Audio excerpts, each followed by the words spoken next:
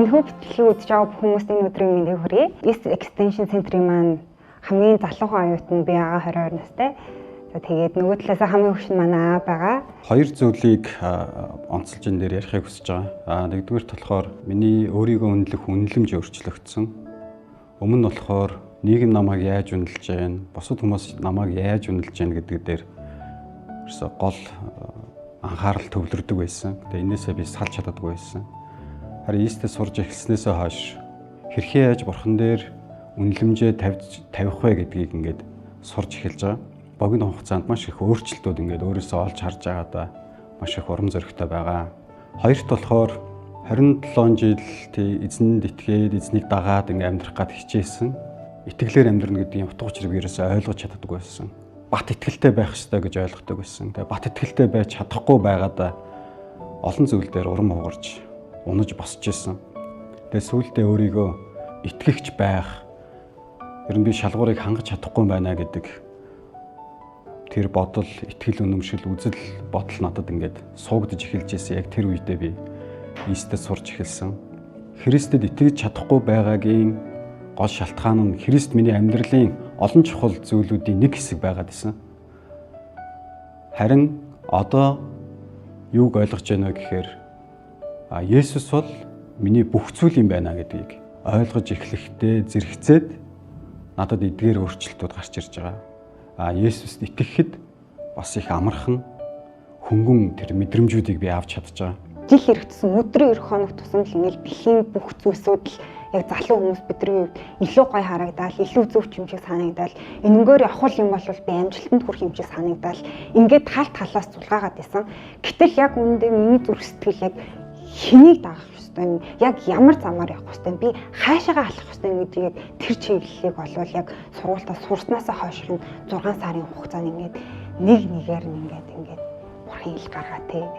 Ингээд одоо энэ шигээ яв, одоо баруун тишээ, одоо дээшээ, одоо жоохон сууч тий, жоохон чимээгүй сууч, одоо жоохон юм бодоодох гэдэг. Яг иймэрхүү цаг хугацаа байсан. Боловсролын чанараараа дэлхийд тэргүүлдэг Сингапур тий. Тэгэхээр бас теологийн боловсролтой шигсэн нэлээ бас дээгүүр байрцалдаг гэж би бас ойлгож байсан. Анх Монголд салбар сургуулийн нэгдэж байгаа сонсоод биний хувьд элсэж суралцах шийдвэрийг гаргасан. Тэгээд миний хувьд болон бусад оюутнуудын манай хувьд маш гоё боломж нэгдсэн. Учир нь академик чанартай боловсролыг өөрсдийнхөө байгаа газар төрлөх хил дээрээ ажлынхаа хажуугаар, үйлчлэлийн хажуугаар гэр бүлээсээ холдолгүй авах том боломж нэгдсэн байгаа. Тийм учраас би энэ сургуулаа сонгосон. Миний итгэлийн амьдралд Библи бол хамгийн үндсэн суурь учраас Библийг үнэхээр сайн ухцтай бас зөв ойлгож уншиж ухаарах юмсан гэсэн тийм туршилтаа басна гэж би хэлье.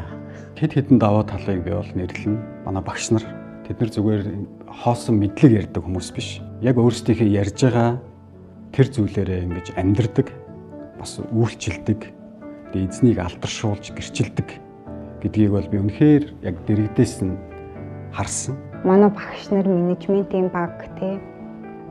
Тэгээ манай ангийн ах эгч нар буюу миний найзууд тэд нар бүгдээ яг юм халуун дулаан яг нэг нэгнийгаа гисэн яг ингээд миний амьдралд хизээж байгаагүй яг тийм ангийн хамт олныг үж бүрдүүлж өгсөн тэр халуун дулаан уур амьсгалыг бол би хамгийн бест давуу тал гэж ерөөхдөө бол хэлнэ. Менторийн жижиг бүлэг болон ретрит цагууд маань маш үр дүнтэй байдаг.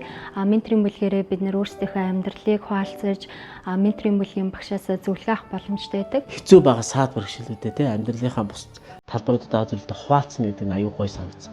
Тэр үеэр дамжуулаад бид бие босгох, урамшуулах, бас тэрийг нь хуваалцах, сонсох тийм боломжоос олгож өгч байгаа.